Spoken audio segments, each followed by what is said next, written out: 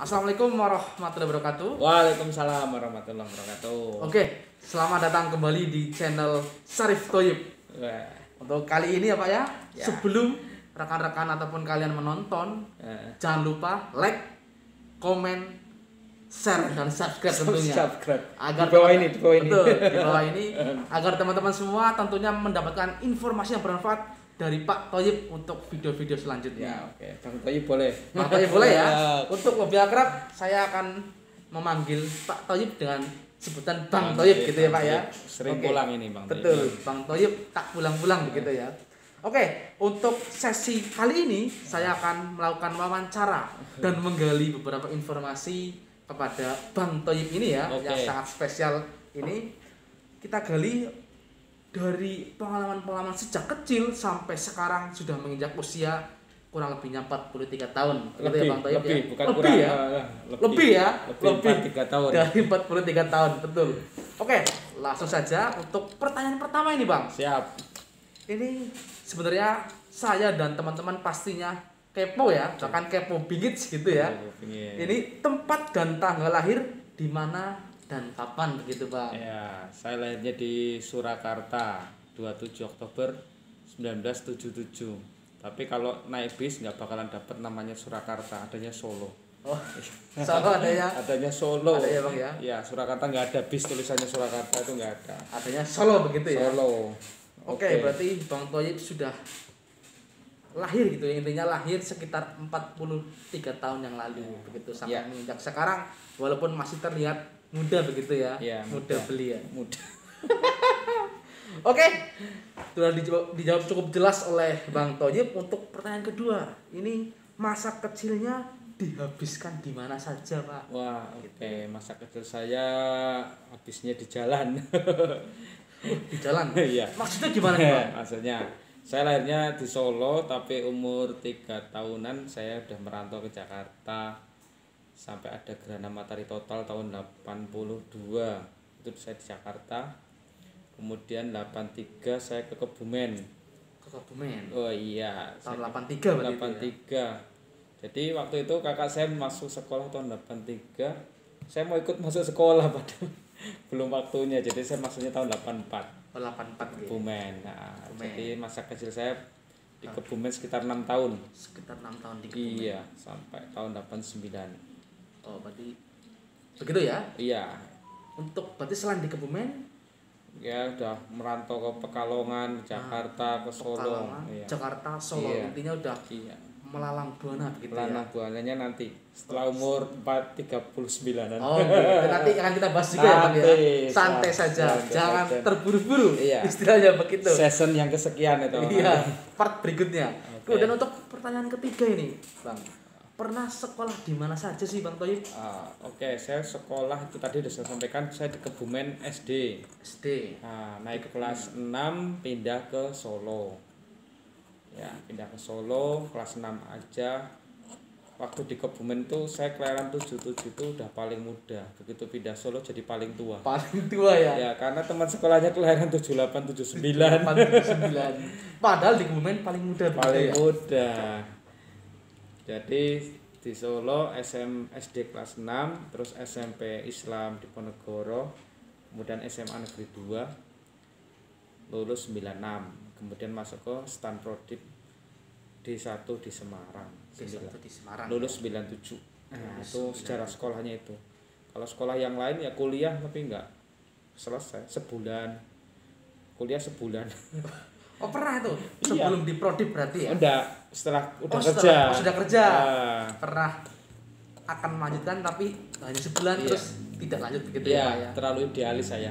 Terlalu idealis ya. Oke, Begitu. lanjut. Ya, tadi pengalaman sekolah ya. Kemudian di masa kecil ini, Bang. Ya. Terutama saya juga suka bermain di air, di sungai ataupun di laut. Nah, ini dengar sedikit ada yang menarik dari kisah Bang Thoyib, yaitu pernah tenggelam di sungai. Nah, ceritanya bagaimana ini, Bang? Nah, ceritanya itu kelas 2 berarti sekitar tahun 85 86 lah. Jadi itu biasa kalau di kali itu di Kebumen itu kalau setelah banjir itu kan airnya bening ya. Bening, betul. Bening. Kalau orang desa ngerti lah. Airnya bening itu saya tinggalnya di Pejaten, Candi Mulyo. Candi Mulyo. Candi Mulyo Pejaten, Kabupaten Kebumen, Kecamatan Kebumen. Jadi setelah banjir hari sebelumnya, terus kita sama teman-teman seangkatan gogoh urang. Ngerti gogoh urang? Gogoh urang itu mencari urang gitu ya. Nyari udang gitu ya. Nyari udang, gogoh udah biasa kalau udah di kali basah kan mesti nyemplung kan. Nyemplung, betul. Tahu-tahu saya keblesek. terperosok jatuh gitu intinya ya. Terperosok ke kedung ya. Kali itu ada namanya kedung ya. Ya itu. Udah saya nggak sadar. Tahu-tahu udah diselamatkan tetangga. Udah dibikinin bubur, namanya jadi surip. Bukan sarip tapi surip. Itu sempat dikasih nama itu. Surip begitu ya. Iya, itu ceritanya. Jadi saya pernah tenggelam di kali. Alhamdulillah sampai sekarang masih hidup. Alhamdulillah. Ini sosok yang berjasa juga ada tetangga ini, Bang. Ada ceritanya. Yang sempat menyelamatkan ya. Itu ya. Yang namanya Pak Saring. Pak Saring. Pak Saring itu menyelamatkan saya ketika tenggelam, dan saya usahakan setiap ada kesempatan silaturahmi tetap dijaga. Iya. Kemarin kan kita di Kebumen 6 tahun setengah ya kerja kemarin. Jadi masih sempat ketemu, sering ketemu lah. Sempat berjumpa tetap silaturahmi yang selalu menjaga. Iya. Oke. Jadi itu adalah menarik tenggelam begitu ya. Kemudian ini ada pengalaman yang istilahnya tidak pernah terlupakan. Istilahnya mungkin sekali seumur hidup. Begitupun saya ya. Untuk anak kecil mungkin ada kegiatan ataupun yang dilakukan adalah hitan, Pak. Nah, hitan. Sepitan kalau dalam bahasa Kebumen mungkin ya. Sepit. Nah, ini pertanyaannya, hitanan dulu waktu kelas berapa sih begitu? Ya, saya hitan sepit itu kalau cara Kebumen tuh waktu liburan naik kelas 3 SD. Naik kelas 3 SD. Berarti 84, 85, 86 mungkin sekitar bulan Juni 86. Jadi saya ikut sunat hitanan massal atau sunatan massal di Solo. Biasanya bapak saya itu kalau liburan bawa saya ke Solo, liburan kenaikan kelas, liburan sekolah itu dibawa ke Solo. Kemudian ada acara hitanan, saya ikut. Di keluarga saya rata-rata ikut hitanan massal semua yang laki-laki. Dan pada saat itu yang saya ingat, teman-teman sunatan saya itu paling kecil saya, karena lainnya udah SMP. Udah SMP. Udah SMP. Saya kelas 2 mau naik kelas 3 seperti itu. Dan lucunya kalau adatnya di Kebumen itu kalau ada anak sunatan ngerokok ya. Masih dah rokok ya? Kalau zaman saya sudah tidak, Pak. Udah enggak ada. Sudah tidak, betul. Zaman itu mesti pada ngerokok, dan rokoknya itu adalah Bentul. Bentul ini apa ini? Rokok mereknya Bentul. Mereknya Bentul. Dulu itu udah paling mahal itu. Tapi saya karena sunatnya di Solo ya, saya nggak ngerokok aja. Kalau pas ada temennya sunat sepitan ya, cara Kebumen namanya sepitan. Itu ciri khasnya mesti ngerokok. Ada rokok. Ini yang ngerokok ini maksudnya yang anak-anak gitu ya? Ada teman-temannya diajak rokok. Gitu ya. Kemudian tadi adalah kisah hitan gitu ya. Tadi sempat disinggung bahwa hitannya di Solo ketika hitan massal begitu ya, ditemani atau bersama ayah gitu ya, bapak ya. Nah, ini kita sedikit membahas tentang orang tua.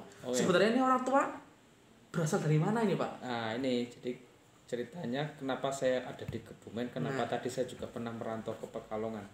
Jadi di Kebumen itu almarhum ibu saya kelahiran Kebumen. Kemudian bapak saya kelahiran Pekalongan. Nah, ketemunya di Solo. Saya lahirnya jadi di Solo seperti itu. Ini di stasiun balapan bukan ketemunya ya? Wah, kayaknya disitulah begitu ya. Daerah Pasar Kliwon kalau rumah saya itu. Iya, Pasar Kliwon. Oke. Jadi kenapa saya sekolah tadi di Kebumen? Sekali lagi bahwa karena keluarga saya itu banyak, saya dititipin. Saya di Kebumen sama kakak saya dititipin di Kebumen di Pejaten itu ke tempat mbah. Para orang dulu nyebutnya Simbok. Nah, Simbok. Padahal Simbok itu sebenarnya ibu kan ya. Ibu, betul. Iya, tapi kalau dulu saya ngarang Simbok itu mbah. Mbah ya. Iya, sama ya. Mungkin sama lah pada Kebumen iki. Betul ya. Kalau Kebumen nggih. Oke. Kemudian tadi membahas mengenai kakak begitu ya, saudara-saudara. Nah, ini sebenarnya Bang Thoyib ini dalam keluarga sebenarnya anak nomor berapa? Dan ada berapa bersaudara, Bang? Saya 7 bersaudara. 7 bersaudara. Saya nomor 5. Nomor 5 betul ya. Iya, alhamdulillah. Nomor 1 2 laki-laki, 3 4 perempuan, 5 6 7 laki-laki. Nah, seperti itu. Begitu ya, berarti Bang Toib ini adalah anak kelima dari kelima. 7 bersaudara. Iya, Luar oke. biasa. Zaman dulu masih 7 mungkin sudah biasa begitu ya. Biasa. Jumlah anak 7 ya. 10 ada. 10 aja, 11 juga mungkin ada ya. Nah. Kesebelasan. Ya. Kemudian kita membahas seperti ini Bang. Tadi sempat dibahas bahwa Bang Toib mungkin beberapa kali tadi membahas Kebumen, Pekalongan, bahkan Solo begitu ya. Otomatis Bang Toib naik kendaraan umum begitu ya, ataupun Iya. kendaraan milik pribadinya. Nah ini sebenarnya zaman saya kecil itu saya paling mabuk dengan kendaraan Bang. Nah ini kalau untuk Bang Toib gimana? Apakah ada terapi ataupun cara-cara tips agar tidak mabuk naik kendaraan? Ya, saya dulu itu orangnya pemabok ya. Pemabok Naik apa? kendaraan apa aja mabok. kendaraan ya. Naik sepeda mabok, Naik naik becak mabok, naik motor mabok, naik mobil mabok, naik kereta mabok. Mabuk semua ini Bang. Mabok semua. semua, Nah, dulu Kebumen ada terminal lama itu yang sekarang buat taman kota Buat itu taman kan. kota, Nah, betul. itu dulu di tengah-tengah situ ada orang jual kacang hijau, terkenal itu di situ. Jadi kalau saya ke Solo biasanya nyegatnya di Gedung Bener. Gedung bener. Oh, Iya, oke. di Gedung Bener. Tapi kalau dari Solo turunnya di terminal lama sekarang yang Semarang Taman Kota itu. Nah, terus saya tuh mabuk apa lihat bau solar itu udah mesti pusing.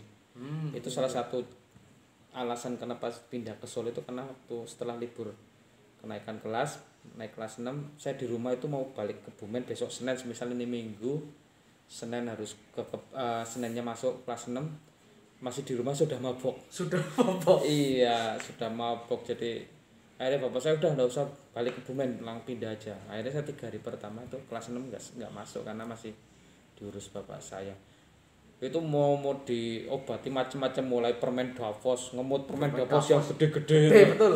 itu pernah, terus ngasih bako di puser ya? dan pernah. Di puser Terus ya. apa bae udah dicoba. Terus antimo betul. pil Antimo ya. antimabok siapa aja dicoba. Itu nanti udah dicoba apapun tapi tetap mabok keluar. Kalau Pak Ibu saya kalau naik bis mesti wajahnya tinggal seirus ya karena mesti udah kusut banget. Udah kusut ya. Iya, udah kusut banget. Nah, itu sampai SMA itu masih mabok saya. Kemudian sampai teman sekolah saya dikasih duit ini buat ngebis itu. Zaman segitu SMA masih 100 rupiah ya naik bis. 100 rupiah ya. Setelah naik bis saya nggak mau. Saya mending jalan 4 kilo Mending jalan 4 kilo ya. Iya. Mending jalan 4 kilo daripada naik bis mabok. Kemudian mulai terapi nyoba-nyoba bis itu naik bis tingkat dulu, ada namanya bis Damri tingkat. Jadi saya naik dari Gladak Solo sampai ke Palur, masuk garasi, saya tunggu bisnya keluar lagi, saya coba lagi. Itu pun modal permen banyak banget, terus dimut terus dan harus keluar ludah terus. Iya, mesti wak. Itu ceritanya naik bis. Ya setelah kuliah di Semarang dan kemudian kerja di Cilacap 23 tahun, 24 tahun sama kuliahnya. Udah bosen. Naik pesawat aja mungkin udah bosen. Udah bosen ya Pak. Alhamdulillah udah nggak mabuk. Alhamdulillah betul. Itu terapinya ya harus dicoba aja. Jadi intinya dibiasakan begitu ya Bang ya. Iya. Dibiasakan terus karena ketika mencoba pasti hal-hal yang tidak baik itu akan hilang. Oke. Begitu ya. Siap. Mabuknya begitu ya terapinya Iya. ya. Nah, kemudian tadi Bang Toib sedikit banyak membahas mengenai Kebumen ini Bang. Jadi sudah beberapa tahun juga di Kebumen, begitu banyak kisah juga di Kebumen. Nah, ini menurut Bang Toib bagaimana sih cerita tentang Kebumen begitu Bang? Cerita apa ya? Nah, Cerita Kebumen itu yang paling ramai yang saya ingat itu ya yang pasti kalau 17 Agustus ya, itu ada karnaval. Iya kan? Mas Itu Safid kan rutin. tahu kan ya? Iya, rutin Kalau itu, 17 Agustus ada karnaval itu, wah itu mesti penuh jalan. Penuh, jalan betul. raya. Itu tetangga saya itu sampai saya udah kerja udah umur hampir 40 aja masih ingat, saya kalau udah jam 10 pagi itu udah merengek-rengek minta ke karnaval. lihat nonton karnaval. Padahal dari Pejaten itu sampai jalan itu berapa kilo ya Mas? 5 kilo 5 ada. kilo mungkin Pak, sekitaran 5 kilo. Jalannya masih geragal, masih batu cadas zaman dulu tahun 80-an. Itu atau kemudian cerita enggak tahu tadi pertanyaan enggak? Sahur sepuh.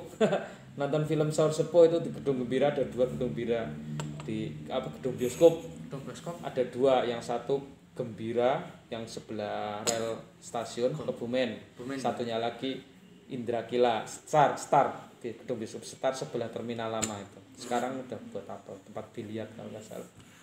Nah itu cerita salah satunya itu. Berarti sebenarnya banyak kisah menarik juga ya, banyak. Bang ya di Kebumen ya. Iya. Bahkan kalau diceritakan mungkin tidak selesai sehari. Oh gitu. nggak selesai nih. Pasti banyak podcastnya ya. banyak banget. Banyak banget ya, kita hanya membahas sedikit saja begitu ya. Oke. Sekelumit kisah menarik di Kebumen begitu. Kemudian pertanyaan ini Bang, tahun berapa sih saat Bang Thoyib mulai meninggalkan Kebumen tercinta ini Bang? Itu naik kelas 6 tahun. Naik kelas 6 ya. Tahun 1989. 1989 ya. Begitu ya.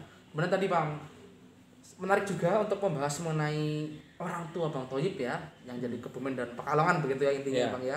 Kemudian untuk profesi atau pekerjaan orang tua ini apa Bang Thoyib?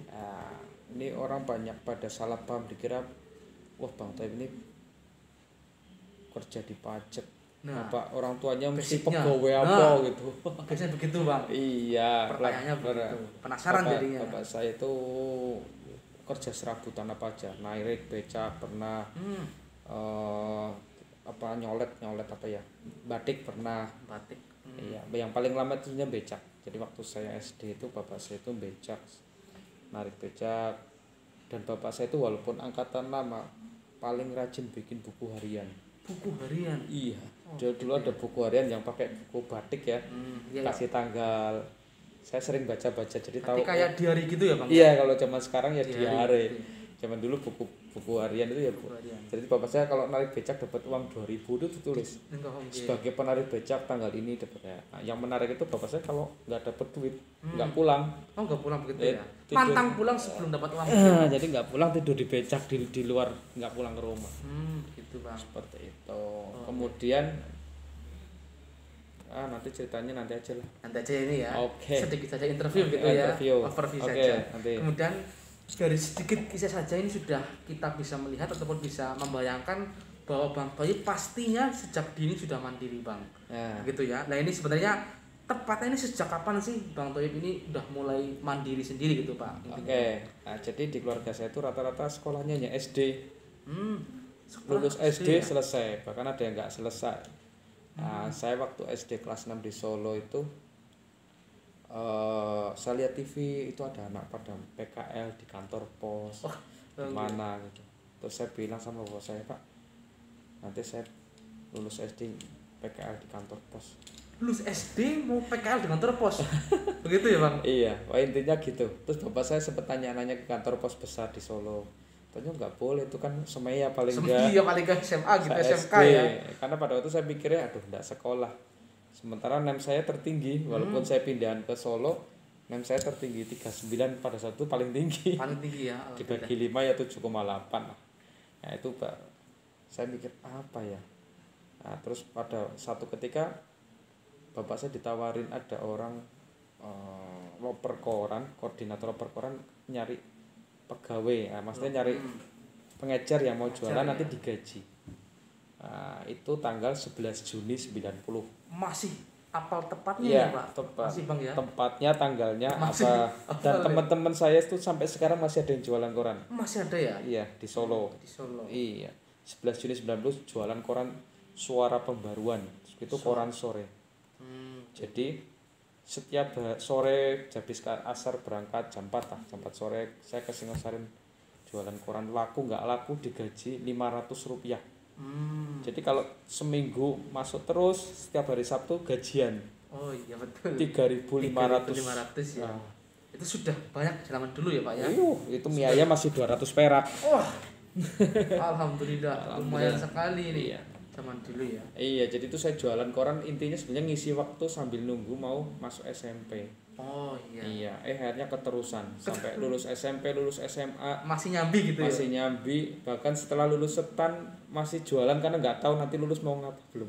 Belum ada gambaran begitu ya. Padahal udah PKL di KPP KPP Surakarta udah PKL 5 minggu tapi lulus karena wisudanya molor sampai Desember.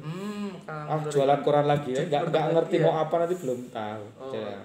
Nah, itu kisah saya mulai mandiri itu memang dari kecil, bahkan waktu kelas 6 itu saya jualan roti remah-remah itu yang roti-roti bekas kecil-kecil itu plastiki 100 perak apa ya.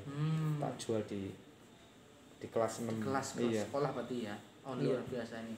Dari kisah Bang Thoyib fotonya dari bahkan dari SD gitu ya Bang ya. Iya. Sudah mulai hidup mandiri begitu. Ini sudah baik juga sih untuk contoh anak-anak muda di sana Bang. Intinya mengisi waktu dengan semaksimal mungkin. Begitu, apalagi mendatangkan manfaat yang baik tentunya. Kemudian sedikit mendengar juga tadi Bang ataupun kemarin-kemarin bahwa Bang Thoyib sekolah ini sempat ada orang tua asuh waktu sekolah. Ini gimana nih Bang ceritanya? Oh iya, jadi waktu saya SMP itu sebetulnya nilai saya itu bisa masuk untuk sekolah negeri. Masuk SMP negeri, tapi karena saya pindahan kelas 6 nggak ngerti lulus apa gitu, mau daftar kemana, saya nggak ngerti. Juga kan pikirnya nggak punya duit kan gitu. Nah, akhirnya pada waktu itu ada yang nawarin belok aja ke situ, ada SMP Islam di Monogoro Putra. Jadi Yayasan Islam di Monogoro di Solo itu sekolahnya dipisah dari mulai SD, SMP, SMA itu udah dipisah putra putri. Jadi khusus kalau yang putra ya putra aja, nggak ada sekolah murid putrinya.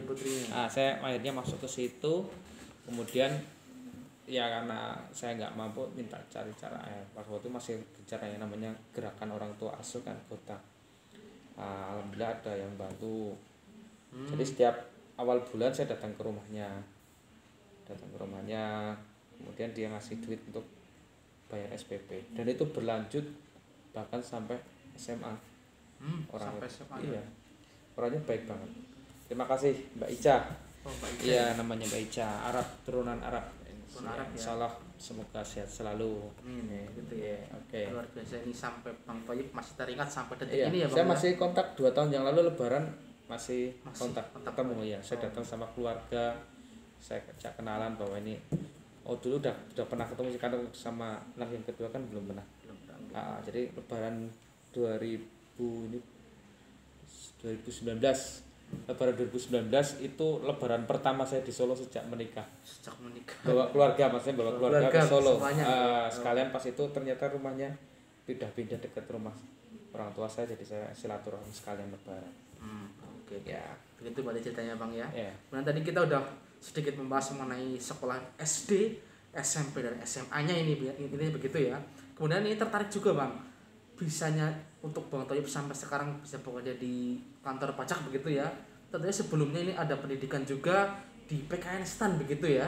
Nah ini bagaimana sih cerita Bang Thoyib berawal dari kemandirian sejak dini sampai bisa masuk ke PKN STAN, tahun berapa dan kampus mana ini Bang? Iya, dulu itu namanya STAN Prodip ya, sebelum ada istilah PKN STAN. Betul, masih STAN Prodip dulu ya. STAN Prodip. Jadi waktu SMA itu lulus, saya tanya tetangga, Mas mau kuliah, siapa yang bayari? Ya karena tetangga saya tahu bahwa saya bayar sendiri kan. Ya daftar dulu aja lah, nanti bayar belakangan. Ya alhamdulillah setelah tes STAN, saya juga daftar UMPTN tapi nggak keterima. Jadi pengumuman STAN itu tanggal 26 Juli 96 itu ada pengumuman saya diterima. Sebetulnya saya daftarnya D3. Daftarnya D3 ya? D3 Perbendaharaan Negara. Perbendaharaan. Iya, tapi waktu pengumuman diterimanya D1 Perbendaharaan Negara.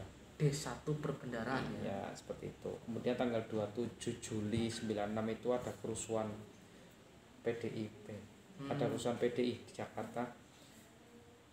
Dan pada waktu hari pengumuman UMPTN, tapi saya udah cek nggak keterima. Jadi saya terima. Intinya saya masuk ke STAN Prodip di Semarang. Itu adalah angkatan kedua. Prodip D1 angkatan kedua di Semarang. Nah, jadi ceritanya maksudnya D1 Perbendaharaan Negara.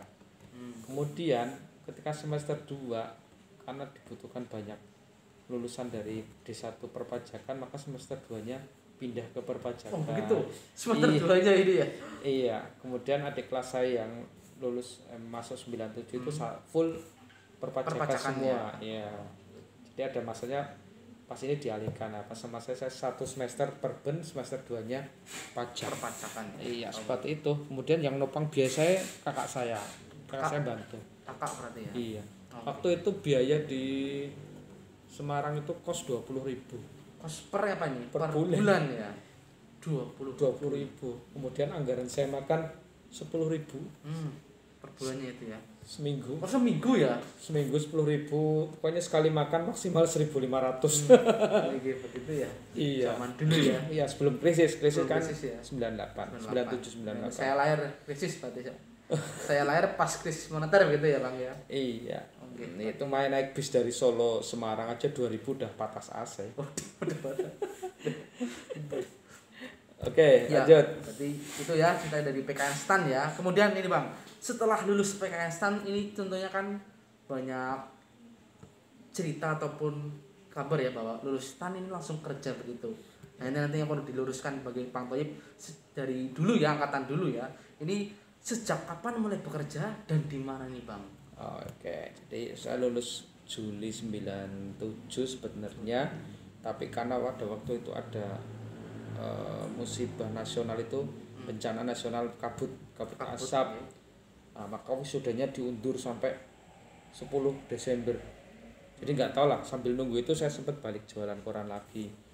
Nah, terus sempat diajak kakak saya ikut jaulah jamaah tabligh ke Cilacap. Itu Oktober 97. Iya, Oktober 97. Kemudian 10 Desember 97 wisuda. 31 Desember 97 penempatan di kantor pelayanan pajak Cilacap. Cilacap berarti ya. Yang perlu saya sampaikan adalah apa ya? Tidak ada yang kebetulan. Jadi semua itu seperti sudah ada skenarionya. Oh, jadi itu tadi saya cerita ada ikut jamaah tabligh jaulah ke Cilacap Oktober. Kok penempatannya Cilacap? Padahal saya ngira-ngira penempatannya itu kalau nggak Solo, Jogja, Semarang. Nah, karena saya peringkat 7. Peringkat 7 nggak bayangin sama sekali Cilacap. Tapi ya itu tadi, Oktobernya ke Cilacap, Desembernya ke Cilacap. Jadi saya ingat-ingat kalau mau ke Cilacap turunnya di Buntu. Oh, di Buntu ya. Di Masjid Buntu itu udah nunggu subuh. Iya. Dan itu 31 Desember 97 berarti besok 31 Desember 2020 masuki tahun ke-24. Nah, 23 tahun udah jalan. Itu bertepatan dengan 1 Ramadan 1418. Iya, jadi saya sahur di terminal Cilacap. Sahur di terminal Cilacap ya. Iya, alhamdulillah itu di Cilacap sampai 31 Desember 97 sampai 31 Oktober 2007. Jadi hampir 10 tahun. 10 tahunan gitu. Iya, di Cilacap hampir 10 tahun, terus kita di KPP Solo 3,5 tahun, di Kanwil Solo 3 tahun, di Kebumen 6 tahun setengah. Sekarang balik lagi ke Cilacap Coret ke Majenang. Ke Majenang ya. Iya. KPDW Majenang ya. Oke. Tentunya insya Allah akan lebih nyaman gitu ya Bang ya. Oke, Harapannya begitu iya. ya. Majenang itu dulu ada namanya KP4. Istilahnya KP4 atau KPNyul. Iya, istilahnya macam-macam. KPNPA. Majenang. Sekarang istilahnya KP2KP. Nah, gitu. Kemudian ini Bang, sedikit menarik mengenai proses belajar, bekerja ini tentunya Bang Thoyib ada kendaraan begitu ya. Entah apa itu. Nah, ini sedikit saya bahas ini terkait motor Bang, sepeda motor ini ceritanya bagaimana Bang Thoyib pengalaman belajar naik sepeda motor pada zaman dulu begitu Bang. Oke. Jadi kakak saya itu kasih pesan kalau nggak punya motor sendiri, Betul. jangan belajar motor. Oh, jangan belajar motor begitu ya. Iya. Jadi saya mungkin termasuk orang teraneh di dunia. Gimana? Iya. Saya belajar motor itu dalam kondisi sudah nikah. Kemudian ajar motor di dekat perumahan Pertamina. Itu ada teman namanya Mas Budi. Nah, Mas Budi Iskara. Sekarang di Jakarta, pemeriksa pajak. Nah, jadi singkat cerita saya nikah 2001 18 Maret. Kemudian pada bulan Desember tuh sempat tren namanya arisan motor kan. Iya betul. Terus saya sempat menangi juga itu. Orang tua saya. Motornya arisan. Arisan motor saya gantiin punya teman kantor untuk ganti arisan motor, dan pada waktu Desember itu saya beli dapat arisan lah.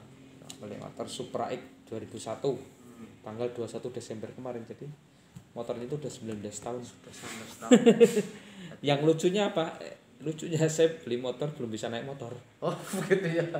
Tadi sesuai dengan pesan kakak sih. Iya. Punya motor dulu baru belajar baru motor. Belajar. Iya. Jadi saya belum bisa motor. Jadi 3 hari pertama itu motor di rumah diem aja. Betul. Dibawa almarhum mertua saya ke sawah. Oh, ke sawah. Iya, motornya dibawa ke sawah sama mertua saya. Padahal saya belum bisa naik motor, ada motor di rumah. Udah punya motor. Akhirnya saya iseng coba-coba di sebelah kan ada MTS, ada sekolah yang ada lapangan. Saya nyoba latihan situ nabrak pot. Iya, semua modal nekat aja. Model nekat. Nah, itu ceritanya motor gitu. Saya menjalankan amanah bahwa kalau nggak punya sendiri nggak usah belajar. Oh, gitu ya. Ya, itu memang lucu. Lucu juga, betul. Tahun 2001. Tahun 2001 loh, udah nikah, udah kerja, naik motor belum bisa. Belum bisa ya. Dan saya nggak bisa kopling, motor kopling itu nggak bisa. Sampai sekarang nggak bisa. Sekarang? Iya. Oh, begitu ya. Iya. Berarti matic gigi biasa Oke. gitu ya. Oh, oke. Iya. Kemudian tadi menarik juga kisah terkait belajar motor ini ya. Tadi sempat dibahas juga bahwa sudah punya istri cuman belum punya motor begitu ya Bang ya. Nah, kemudian ini sekarang punya istrinya, ini kisahnya gimana? Wah, nah, begitu ini tadi punya motor, ini punya istrinya, kisahnya gimana nih Bang? Ya, istrinya. Jadi dulu waktu udah kerja itu saya punya cita-cita, saya mau nikah kalau sudah prajab. Oh, kalau sudah Iya, prajabatan gitu ya. Zaman dulu itu diklat prajab itu lama. Oh, Saya lama penempatan 31 Desember 97, prajabnya itu Februari 2000. Lama kan? Lama betul. Iya, hampir 3 3 tahun. tahun ya, Ya, betul hampir ya. 3 tahun. Itu lama karena Lama, kalau betul. udah CPNS itu nunggu 2 tahun 3 tahun baru diklat prajab. Iya, bukan kayak anak-anak sekarang Beda baru berarti lulus, ya. belum penempatan udah prajab. Betul, beda berarti Nah, ya. dulu hampir 3 tahun. Dan sampai hari ini saya nggak pernah lihat namanya surat keputusan saya lulus prajab. Saya nggak pernah lihat, tahu-tahu ada sertifikat lulus prajab, tapi pengumumannya saya nggak lihat. Jadi itu karena saya punya cita-cita nikah setelah prajab, akhirnya setelah saya prajab saya hunting Hunting ya. hunting istri, calon Cari-cari istri ya. karena saya nggak pacaran. Hmm. Ya saya coba-coba udah sampai saat tulis ada berapa ya, ada 14 orang ya. 14 orang ya. Iya, Ini perempuan semua ya Bang ya? iyalah. Oh iya betul. 14 orang itu saya tulis cara-cara, kadang saya udah suka, dia suka, orang tuanya nggak suka. Saya suka, sudah pada suka, masih ada kakaknya nunggu lagi, enggak, saya nggak mau, pokoknya saya kalau mau ya udah selesai. Gitu ya. Iya, nanti ada cerita unik tentang seorang wanita yang di pring tutul, itu sampai tangisan itu. Jadi singkat cerita setahun kemudian saya nikah. Setahun kemudian ya. 18 Maret 2001. Jadi besok 18 Maret besok 20 tahun. Oh, 20 tahun. Oke, itu dulu mungkin nanti bisa disambung. betul ya. Kemudian sedikit mengenai istri tadi, ini siapa sih dulu yang pertama mengenalkan kepada sang kekasih sampai sekarang ini Bang? Wah, iya. Ini penting juga ini. Iya, yang nanti Mak teman comblang gitu ya? Mak comblang. Enggak mak comblang. Oh bukan ya? Ya, Apa istilahnya? saya jalurnya kalau saya nggak pacaran, teman kantor dulu ngasih biodata. Oh, berarti ngasih Iya. informasi begitu ya? Ngasih kurikulum vitae ya. Profil. Profil ya. Nah, ini singkat cerita setelah dalam waktu pencarian hampir 1 tahun saya dikasih biodata. Saya baca hari itu juga langsung saya balas. Langsung saya balas. Terus nunggu 1 bulanan baru ada konfirmasi mau ketemu. Nah, kalau istilahnya ta'aruf. Oh, ta'aruf. Iya, itu ta'arufnya itu yang pertama kali pada maghrib puasa Ramadan. Pada maghrib puasa Ramadan ketemu hari Rebo sore kalau nggak salah. Kemudian ketemu kedua hari Jumat, setelah hari Rebo ketemu habis Jumat di minggu itu juga. Terus ngobrol-ngobrol lebih pendalaman, minta waktu sebulan untuk ngasih jawaban lagi. Oke, kita masih Ramadan, jadi setelah Ramadan itu di kantor kan biasanya ada acara halal bihalal. Halal bihalal. Kemudian ustadznya itu yang ngisi Pak Ustadz Ilham Royani. Ilham Royani itu ngisi di kantor, dia nanya udah ditunggu. Ditunggu calon mertua. Calon mertua gitu ya. Iya, udah ditunggu gitu. Oke lah. Nah, setelah itu kita ada ya belum, itu baru pertemuan kedua kan tadi Rebo, Jumat.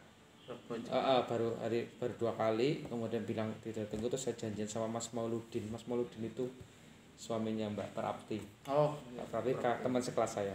Dia absennya di atas saya, Suprapti ya. Saya Sarip Toyib. Iya. Nah, sama Mas Mauludin Saya bilang, Mas, saya mau dikenalin. Intinya gitu. Terus saya naik motor dari Cilacap ke Maos sama Mas Mauludin hari Sabtu, tanggalnya saya lupa tapi lihat kalender nanti ketemu. Tanggal 29 Januari 2001 kalau nggak salah. Itu hari Sabtu, kenalan, pertemuan ketiga. Selesai dari situ motoran goncengan sama Mas Mauludin sampai Kutoarjo, terus makan istirahat lah, terus diantar sampai terminal Purworejo. Ini motoran dari Cilacap ke Maos ke Kutoarjo ke Purworejo. Nah, singkat cerita ke Solo hari Minggunya tanyain imamnya, Mas kapan nikah? Insya Allah besok lamaran gitu. Jadi hari ketiga, hari Sabtu dikenalin, hari Seninnya lamaran. Berarti istilah kata 4 pertemuan ini iya, ya, 4 pertemuan lamaran langsung ngitung kapan mau nikah. Jadi nikahnya sebulan setengah dari itu. Oh betul. Ya, enggak sampai 2 bulan. Berarti istilahnya tidak perlu waktu lama begitu ya, Iya, untuk mencari pendamping hidup. Iya, gitu ya. Jadi nikah saya umur 23 tahun 5 bulan. 23 tahun 5 bulan. Oh, oke. Ini doakan saya juga semoga menyusul ya Bang ya. Amin. Gitu ya, amin. Mantap. Ini tadi kisah mengenai istilahnya adalah asmara begitu ya Bang. Asmara. Ini ada pertanyaan sebelum pertanyaan terakhir ini Bang. Ya, tadi kita sudah membahas motor, kekasih, dan sekarang sedikit kembali mengenai otomotif Bang. Ini bagaimana sih pengalaman Bang Thoyib belajar naik mobil ini Bang? Nah ini saya pengen tahu gitu Bang, penasaran juga. Iya, naik mobil itu juga sama kayak tadi motor. Saya nggak bisa nyetir, udah punya mobil belum bisa nyetir. Udah punya mobil belum bisa. Sama motor duluan mana nih Bang, mobil Bang? Mobil saya 2009. 2009, 2010. Jadi itu ceritanya saya pernah ikut seminarnya Tungdes Waringin, motivator nasional. Di acara itu dikasih tahu, oh kalau kamu punya impian apa, cari gambar, tempelin di tembok, kasih target tahun berapa. Itu pulang dari seminar, pulang kantor ke Jogja, terus sampai rumah tak tempel-tempel, ada mobil tak tempel. Terus beli rumah tulis tanggal berapa itu ternyata memang menginspirasi bahwa kita itu memang harusnya punya target. Iya. Oke. Singkat cerita di tahun itu juga saya beli mobil, entah nggak tahu ceritanya apa lah, pokoknya saya beli mobil begitu ya. Iya. Dan itu beli mobil second lewat Pak Sukiswo. Nah, Pak Sukiswo sekarang ketemu lagi di sini. Ya. Jadi saya beli sama dia, jual sama dia juga. Ya kayak gitu ceritanya, punya mobil second. Yang pertama itu second manual ya, saya belum bisa nyajar-nyajar, udah masuk selokan, ada fotonya. Iya, masuk selokan pernah, naik mau ke baret. Terus yang lucunya ya itu mungkin ya memang nggak berkah ya, jadi setiap bawa mobil itu, maksudnya saya biasanya pakai sopir karena saya nggak bisa. Setiap pulang misalnya mau main ke mana ya, Gombong itu apa? Van der Wijk Benteng ya. Benteng Van der Wijk, atau ke Baturaden, atau pernah kondangan ke Bandung, ke Cimahi, atau ke Solo. Itu mesti ada yang celaka. Oh, gitu ya, Bang. Entah itu nabrak apa atau keserempet apa. Bahkan sempat mau masuk jurang. Di daerah Selawi, terus apa ya namanya lagi? Batas ke arah ke sini apa, Mas? Serawik, Kemeranjen, bukan Kemeranjen, Bumiayu ya. Bumiayu, daerah Bumiayu itu. Itu Bumiayu. Di situ pernah. Wah, macam-macam. Pokoknya setiap keluar dari bawa mobil itu, mesti mobil itu enggak makanya saya putusin jual. 2010 dijual. Ya jualnya sama pakai Swo juga. Jadi beli sama pakai Swo, jual sama pakai Swo. Berarti dia tidak lama memiliki mobil itu ya, Bang ya? Tidak lama ya. Gitu. Kemudian ini ada pertanyaan terakhir, namun bukan yang paling akhir begitu. Oke, untuk menutup season ini. Betul untuk part 1 ini ya. Ditutup dengan ini juga pertanyaan yang cukup saya ingin tahu Bang, karena penasaran juga ini sebenarnya siapa sih almarhum Kiai Haji Zulbasor ini Bang? Nah saya belum tahu ini Bang. Ya, Bapak almarhum Kiai Haji Zulbasor ini, beliau adalah Ustadz saya di Solo. Makanya di Solo ya. Saya kan di Solo dulu, saya tiap hari karena saya kerja jualan koran itu, saya jarang banget tidur di rumah. tidurnya di masjid. Oh, tidur di masjid. Iya, saya buku-buku pelajaran taruh di jendela-jendela itu tamu-tamu itu. Ya pokoknya kalau nyari saya dari mulai maghrib sampai subuh besoknya Di situ ya. di masjid nyari ketemu. Di masjid. Ah, singkat cerita, saya penempatan ke Cilacap. Saya dibekali surat pengantar suruh nyari sama almarhum Bapak Kiai Haji Pasar itu nyari alamatnya. Ternyata itu alamatnya mertuanya. Rumahnya adalah Jalan Duren. Dan saya pada waktu itu nggak ngerti sama sekali. Saya cari alamatnya, itu kan puasa 3 hari pertama. Nah, 31 Desember itu masuk ke kantor. Ternyata KPP-nya itu depannya. Oh, Iya, maksudnya di Jalan Duren kan depan ya. Oke, betul. Itu. Jadi alhamdulillah gitu. Makanya saya bilang kembali lagi bahwa tidak ada yang kebetulan. Jadi semua itu nanti kalau ada benang merahnya. Semua. Makanya kalau kita selalu positif thinking, berhusnudon itu jalanin aja. Nanti kita nggak tahu skenario-nya nanti seperti apa, nanti bisa cerita seperti tadi soal penempatan, kenapa saya ikut jaulah ya nggak ngerti. Pada saat itu nggak ngerti ikut jaulah jamaah tabligh kok kenapa ke Cilacap ya nggak tahu, pokoknya ceritanya gitu. Penempatan ke Cilacap, kasih surat pengantar, kantornya di depannya, kantornya di Jalan Duren kan. Oke, betul. Malah di kos di Jalan Duren Mas? Saya dulu tidak kos di Jalan Duren, Pak. Oh enggak. Jadi Jalan Duren itu kalau lurus deket yang tempatnya Bu Emi ya. Betul, isinya sebelah. Depannya Bu Emi kan ada musola. Betul. Musola Al Hikmah ya. Oke. Nah, itu saya kosnya enggak kos sih, suruh poin nginep sementara ya? Sebelum nyari kos ya. Oh, berarti sebelah timurnya KPP iya, begitu ya, Bang ya. Kemudian tahun 2002 Bapak almarhum penempatan ditarik mertuanya untuk menjadi imam besar Masjid Agung Cilacap. Oh, Cilacap ya. Juga sekali-kali ngisi khotbah Jumat di kantor. Oh, iya, Di KPP. Oh, gitu. Itu cerita singkatnya. Oh, begitu ya, Bang ya. Berarti cukup sangat dan bahkan ini sangat menarik, Bang, pembahasan pada kali ini. Beberapa pertanyaan sekitar 25 bahkan kurang atau lebih begitu ya. Yeah. Jadi sudah kita ketahui bahwa kisah dari Bang Thoyib sejak kecil sampai sekarang sedikit begitu ya. Itu baru secelumit kisah ya. Masih banyak yang part-part selanjutnya begitu. Dan tentunya yang akan informatif dan menambah pengalaman kita ataupun kisah dari Bang Thoyib sehingga memberikan manfaat kepada kita semua dan kalian semua. Amin ya. Begitu Bang Thoyib, ada tambahan ataupun pesan-pesan bagi pemirsa terkait di masa pandemi Covid ini, Bang? Oke, tetap semangat ya, selalu berhusnudon, selalu berpikir positif bahwa apapun takdir yang kita alami itu dinikmati saja. Ya, karena kita tidak tahu nanti ujungnya seperti apa. Jalani saja, selalu berpikir positif dan tetap semangat. Alhamdulillah, luar biasa, Bang. Terima kasih ya, Bang ya.